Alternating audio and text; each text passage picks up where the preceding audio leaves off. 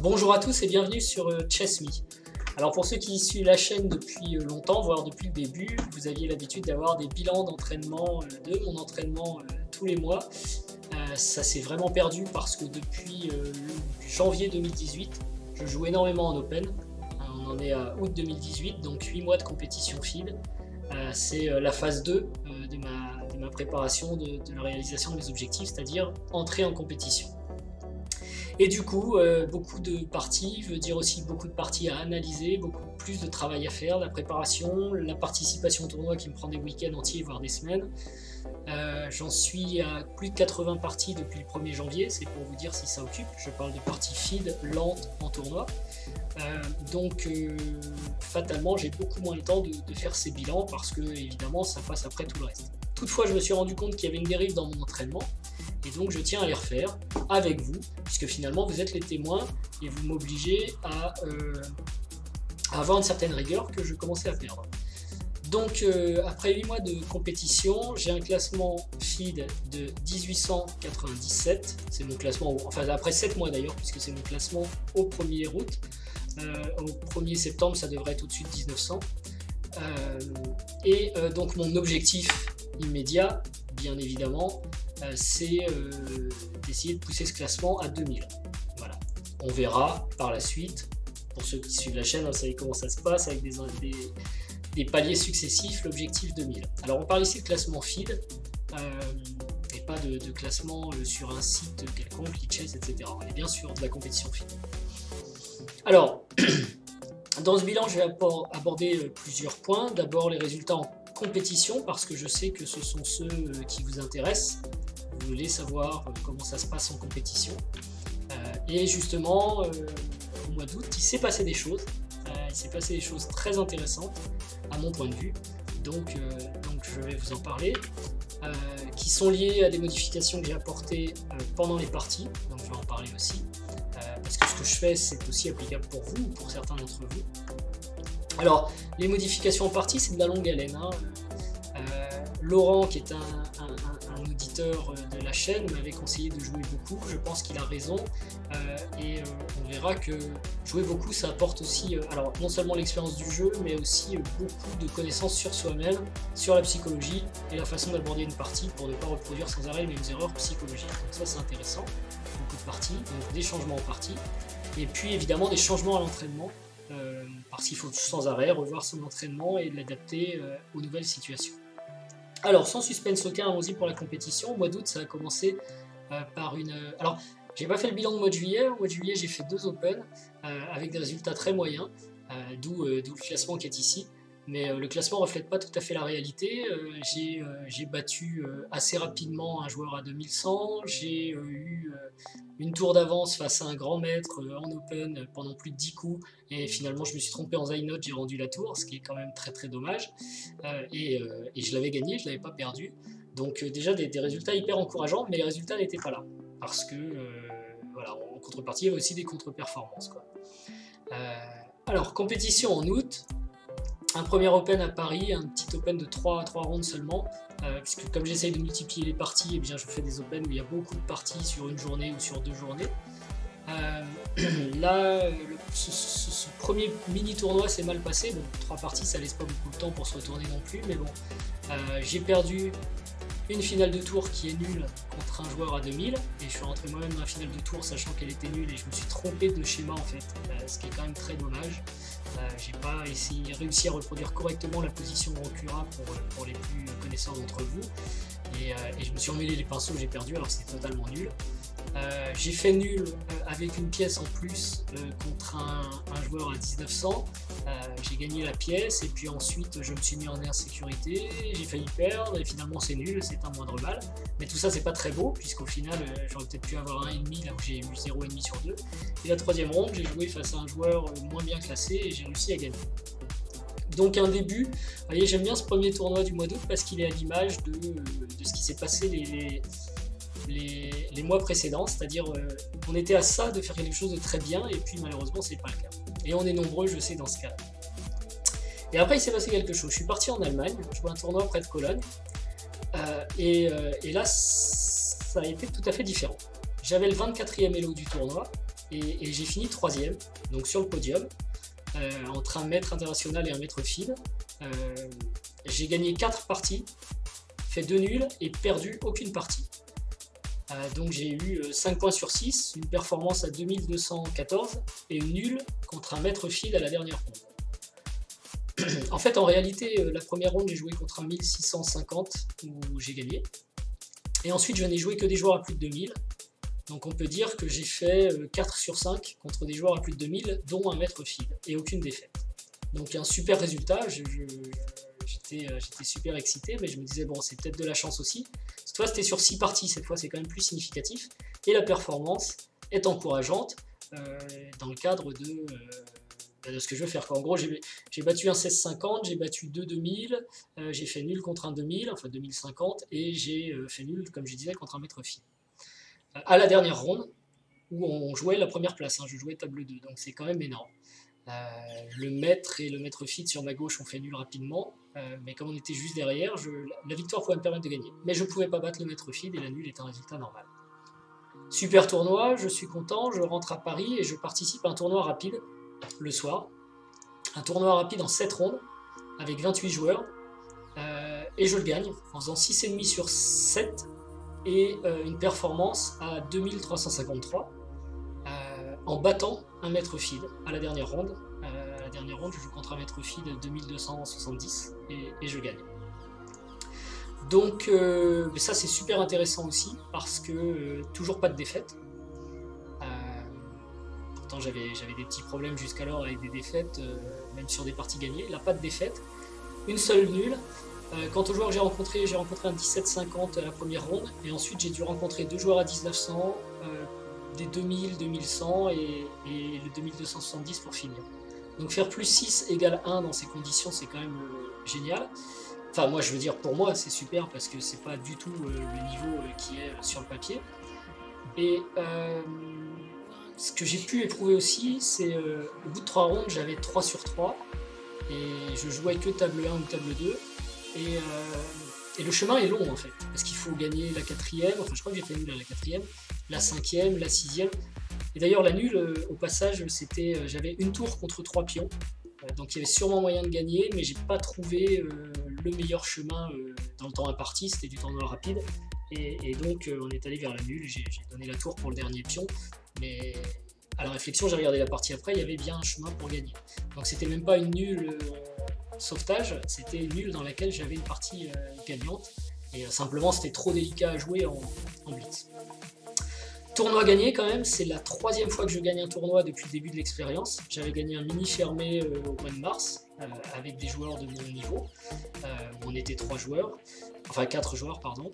J'ai gagné aussi un tournoi rapide avec une performance à 2500, je crois que c'était en 2017, peu importe. Et donc 3e tournoi gagné. Il faut savoir, bon, si vous êtes des bons joueurs, ces résultats ne vous impressionnent pas, mais pour moi, j'ai jamais eu de telles performances en tournoi. Donc, et s'y rapprocher, je me dis, il se passe quelque chose quand même. Le travail que je fais commence à porter ses fruits. C'est pas des performances à 1200, ce sont des performances à plus de 2002.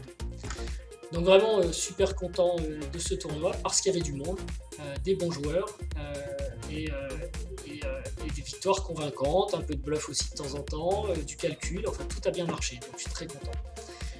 Et mon mois d'août n'était pas terminé, j'ai joué aussi un fermé, justement un nouveau tournoi fermé à 4 joueurs, mais là j'étais le favori, donc le tout était de réussir à gagner et à confirmer ce que j'ai fait. Donc je suis content puisque j'ai eu 3 victoires. Donc les joueurs que j'ai rencontrés étaient 1600, 1700, 1800 à peu près.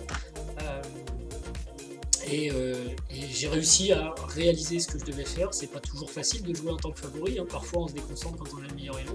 Mais j'ai gagné le tournoi, j'ai fait 3 sur 3 et donc une perf à 2393. Donc tout ça, ça fait. Et ces tournois se sont succédés. J'ai pas joué entre temps. Ça veut dire qu'ici il y a 16 parties sans défaite, avec seulement 3 nuls, 13 victoires, 3 nuls. Peut-être même 17 avec celle-ci, parce que c'est la dernière ronde que j'ai gagnée. Et ça, c'est super encourageant.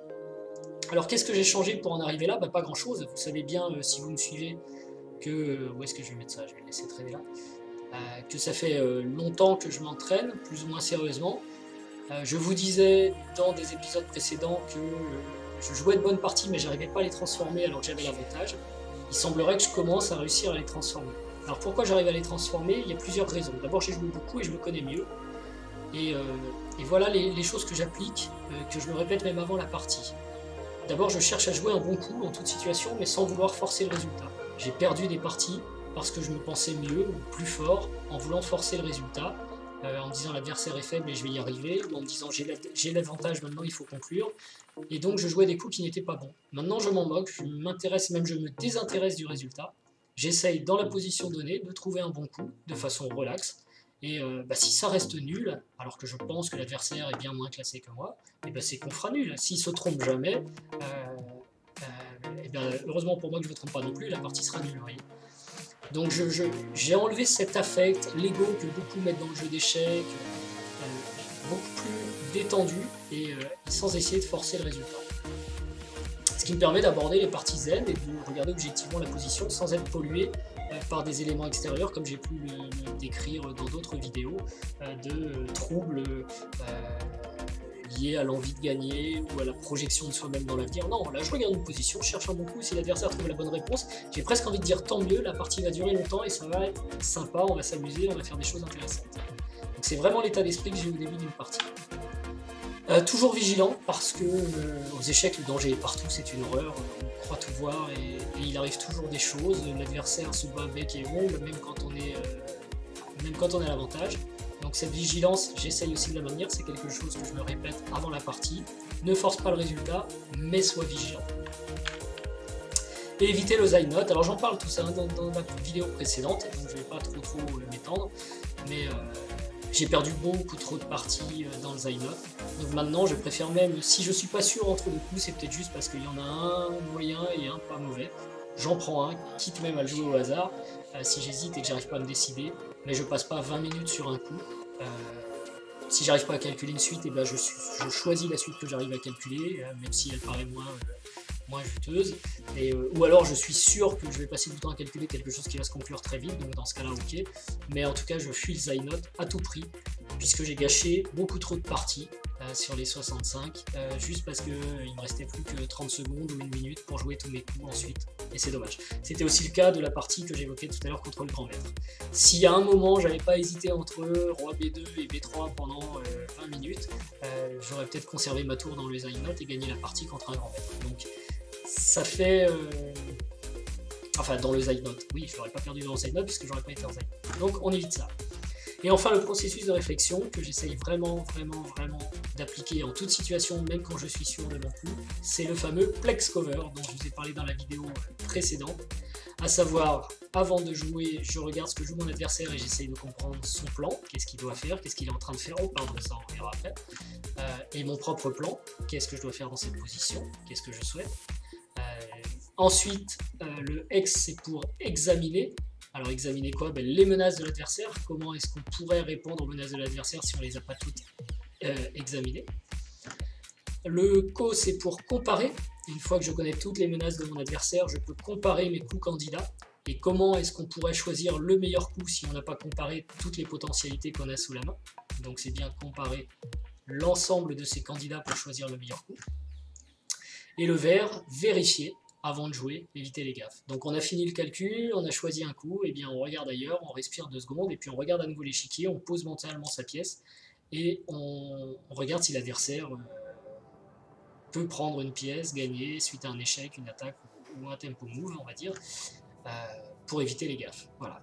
Et ça c'est vraiment les 4 choses que je réalise systématiquement en partie, et notamment que j'ai réussi à mettre en œuvre pendant ce mois d'août de façon systématique, ou plutôt à partir de Cologne, puisqu'à Paris justement ça s'est mal passé et j'étais pas content du tout d'avoir perdu pour des raisons de process.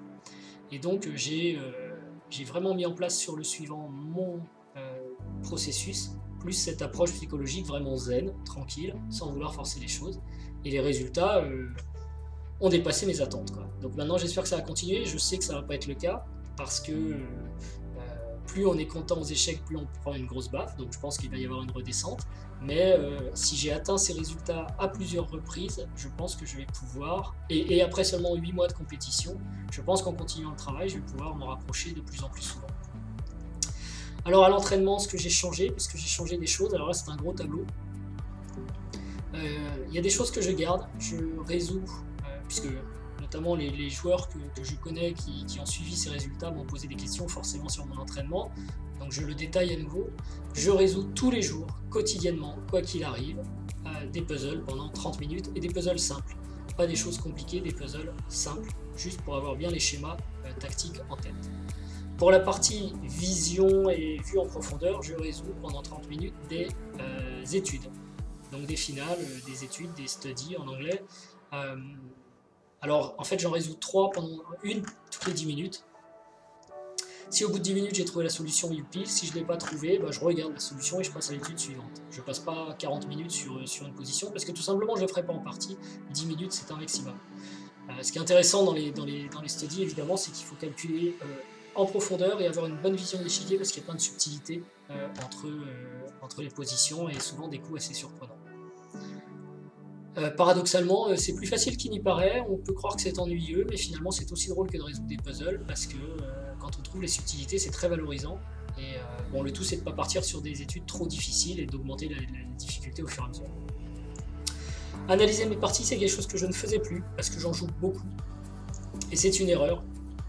Donc l'idée c'est d'identifier les erreurs types, les erreurs dans le jeu, mais aussi les erreurs psychologiques. Pourquoi j'ai passé 20 minutes sur cette position, qu'est-ce que je n'ai pas compris stratégiquement, ou pourquoi j'ai pas réussi à calculer bien la tactique à un moment donné. Plus que l'erreur elle-même, c'est intéressant de se poser la question pourquoi. Qu'est-ce qui dans la démarche nous a amené à ça? Et vous noterez que sur cet aspect-là, l'ordinateur est absolument inutile. Donc je n'utilise même plus l'ordinateur dans l'analyse de mes parties. Je ne fais que regarder mes parties. Alors 1 heure ça suffit pas toujours, mais le temps est limité dans la journée, donc si en 1 heure j'ai pas fini d'analyser ma partie, eh bien je la continuerai la journée suivante. Mais j'essaye d'analyser, et j'ai une matière hein, évidemment avec ces 80 parties jouées depuis le début de l'année, donc il faut qu'entre 2 tournois j'arrive à analyser quand même 4 ou 5 parties, ça fait une par jour, je vais assez vite, mais bon, au moins je les regarde. Alors l'étude des ouvertures, pour les comprendre, bon, j'en ai déjà parlé, j'ai un répertoire qui est plutôt peu profond mais large, donc je suis peu surpris maintenant, j'arrive à couvrir à peu près toutes les éventualités ou à retrouver des schémas connus. Donc ça se passe bien, d'ailleurs ces résultats sont aussi liés à la maîtrise depuis maintenant, enfin la maîtrise, il faut être modeste, mais en tout cas une connaissance plus affirmée de mon répertoire d'ouverture, puisque j'ai arrêté de changer d'ouverture tous les 2 jours. Je me suis fixé des ouvertures que j'aimais bien, qui me réussissent. Avec les blancs, j'ai un pourcentage assez incroyable, je dois dépasser les 80%, donc je ne vois pas pourquoi je changerais quoi que ce soit de mon répertoire blanc. Et avec les noirs, j'ai titillé un peu, mais là ça y est, ça commence à être mieux. D'ailleurs, on voit qu'il n'y a plus de défaites, donc ça veut dire que ça passe aussi avec les noirs. Je vais essayer d'être constant. Ça permet de rejouer souvent les mêmes schémas, de voir les choses en partie et de les approfondir et de mieux les connaître. Et puis à l'analyse, de trouver de nouvelles idées qu'on peut essayer sur les parties suivantes. Donc je révise mon répertoire et j'essaie aussi de faire du deviner le coup, donc guess the move, sur des parties qui concernent mon répertoire. Donc ça permet de voir aussi comment les grands maîtres gagnent des parties sur les mêmes ouvertures que moi. Alors je vous assure que mon répertoire est vraiment... J'ai pas trop envie de donner le détail si vous voulez, puisque vous êtes nombreux parmi les abonnés à être potentiellement mes adversaires tous les dimanches. Mais j'ai vraiment un répertoire qui n'est pas un répertoire de Formule 1 de grand maître, ce sont des ouvertures simples. J'ai arrêté les ouvertures obscures, telles la Bird, etc. Mais ce sont des ouvertures solides qui permettent d'être à égalité au bout de 10 coups, et puis ensuite on joue aux échecs. Voilà, c'est ça l'idée. Donc j'ai pas trop de révision à faire, mais un des problèmes quand même qui est lié à l'âge, mon âge, c'est la mémoire. Et donc je dois réviser quasiment quotidiennement mes variantes, parce que si une semaine je le fais pas, en fait je commence à en oublier. Ça va très très vite. Donc la révision des variantes, la lecture d'ouvrages sur ces variantes et du guess the move sur ces variantes est un bon moyen de bien connaître les idées autour de ces ouvertures et les différents. En plus j'apporte aussi mes propres idées dans mes ouvertures, ça c'est sympa. J'essaye, je ne sais pas si ce sont des bons coups, mais parfois je me dis dans cette position l'attaque serait plutôt sur telle aile ou telle aile, je tente, ça marche, j'essaye ensuite à l'analyse d'améliorer mon système et de le rejouer à la partie suivante. Et jusque là, ça se passe pas mal.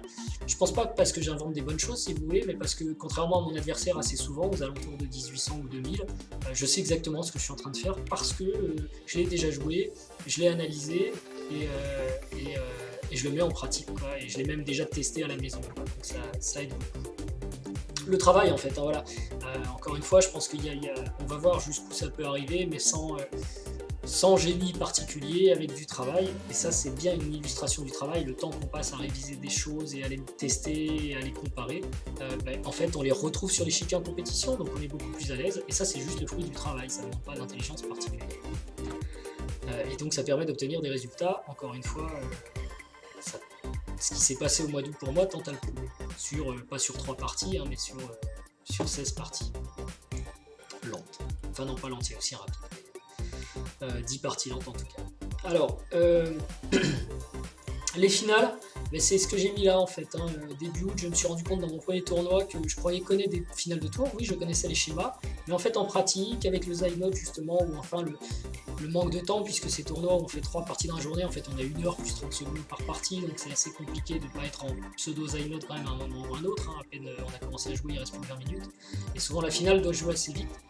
Et donc je me suis rendu compte que les finales de tour dont je connaissais les schémas principaux, enfin pour celles que j'avais bien identifiées, j'étais pas forcément encore à l'aise en pratique avec. Donc je m'oblige à réviser aussi, comme je révise les ouvertures, certaines finales, et notamment aujourd'hui les finales de tour, jusqu'à ce que ce soit vraiment aveugle, que je connaisse toutes les positions. Alors j'ai une vingtaine de positions de finale de tour à peu près que je révise quotidiennement, pour être capable de les jouer les yeux fermés. Parce que c'est quand même les finales les plus fréquentes, évidemment. Et ensuite, je passerai à autre chose, bien sûr. Alors, les ouvrages, ça c'est important aussi, je le faisais pas trop au début. Alors, la journée est bien remplie, hein, avec le travail à côté, donc ça c'est plutôt ce que je vais faire dans mon lit avant de dormir. Aujourd'hui, je lis un ouvrage de Jacob Haggard, excellent auteur, je trouve, qui mêle un peu la psychologie, la façon d'aborder le jeu et le jeu positionnel. Donc ça c'est important parce que c'est en fait le cours du grand maître, hein, qui vous explique comment il faut réfléchir et comment ça marche les échecs. Donc absolument important à faire. Et enfin jouer en tournoi autant que possible pour améliorer sa psychologie. Ça c'est ce que je vous ai dit. Et ce qui m'a fait passer de, on va dire au mois de mars à 1860 à ses performances aujourd'hui, je pense que plus que les ouvertures, plus que les exercices tactiques, même si je sais que je calcule mieux, que je suis plus à l'aise avec mes débuts, c'est quand même l'approche psychologique. Avoir le bon processus et la bonne attitude devant l'échiquier. Alors pour moi, il s'est révélé que c'était la zénitude totale, l'indifférence totale par rapport au résultat et l'intérêt uniquement pour le meilleur coup dans la position donnée, peu importe si ça conduit à la nulle, on verra bien plus tard. Pour d'autres, ça peut être... il faut se connaître soi-même, ça peut être au contraire de l'adrénaline, de l'excitation, ou du désintérêt total pour la partie elle-même en allant cavaler ailleurs. Chacun doit trouver en fait son stade, on n'est pas tous la même psychologie. Mais moi je crois vraiment que j'ai trouvé, en tout cas là pour le palier qui me manquait, la bonne approche me concernant. Mais mon approche n'est pas forcément la bonne pour vous. Et pour ça, il faut jouer beaucoup et se connaître. Et pour se connaître, évidemment, ça passe par les erreurs, par les défaites.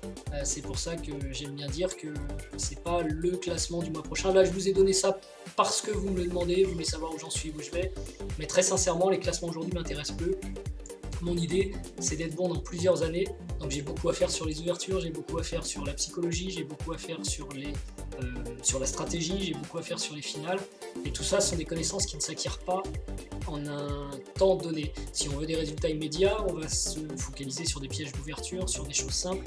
Mais face à les plus forts joueurs, ça ne marchera pas. Et encore une fois, dans ces Open, notamment à Cologne, j'ai joué face à des joueurs à 2100 où... même si j'avais les blancs, je forçais pas les choses, j'attendais, je choisissais le meilleur coup, j'évitais de prendre des risques inutiles.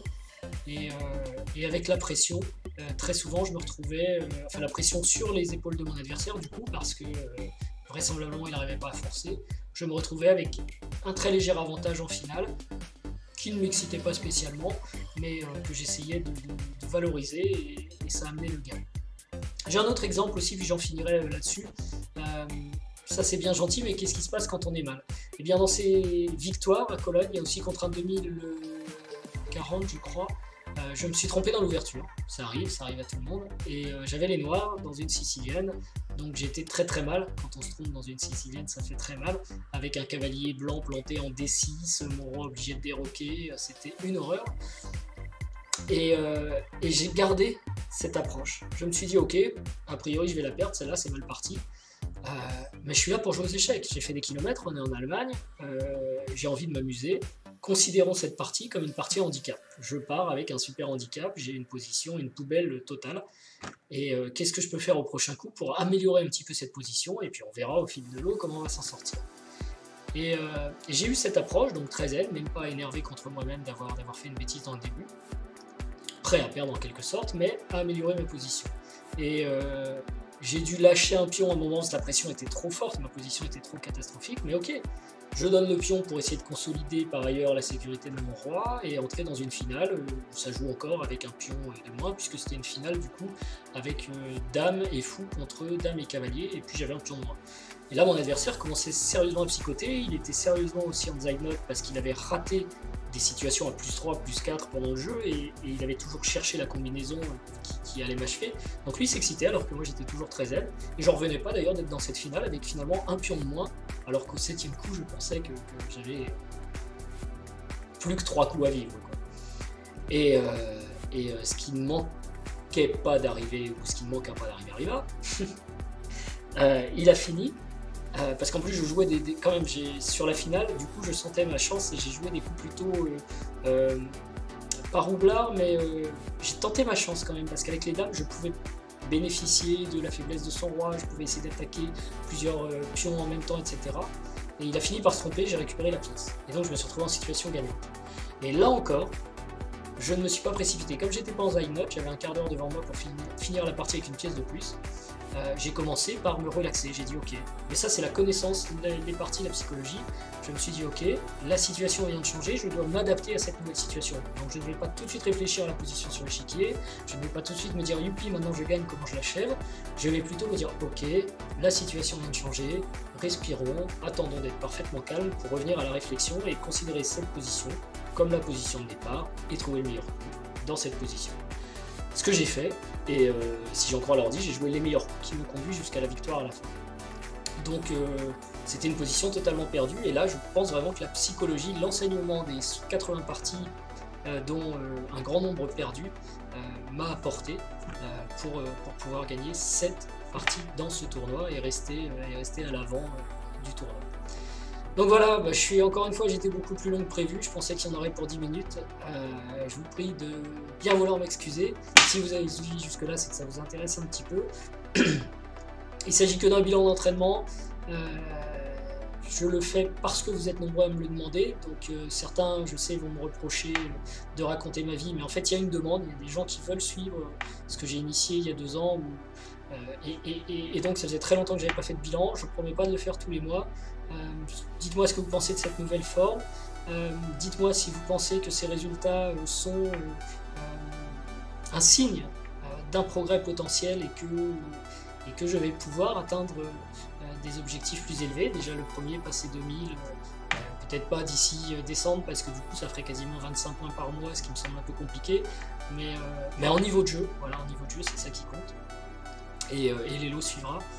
Et en fonction de vos retours, que je prends toujours beaucoup de plaisir à lire du reste, je vous remercie déjà et puis je vous dis à très bientôt sur l'échiquier pour ceux que je croise, Plex Cover pour un café dans les tournois, et si vous comprenez pas ce que je viens de dire, vous regardez la vidéo précédente, et à très bientôt, au revoir.